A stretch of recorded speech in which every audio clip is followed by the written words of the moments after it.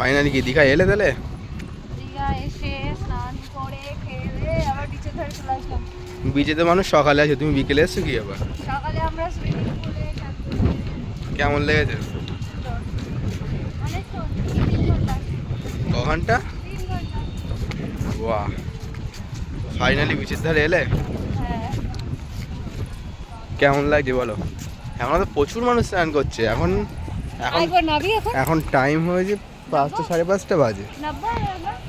এখন 5টা 28 বাজে, এখনো কত মানুষ স্নান করছে। নাববো একবার?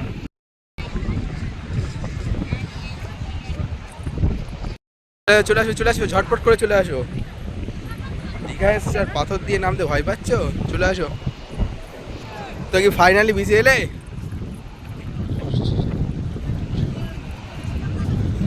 খুব আনন্দিত মনে হচ্ছে। বাহ, আনন্দে অবস্থা দেখো বন্ধুরা, একবার দেখো এখন কত কত মানুষ স্নান করছে।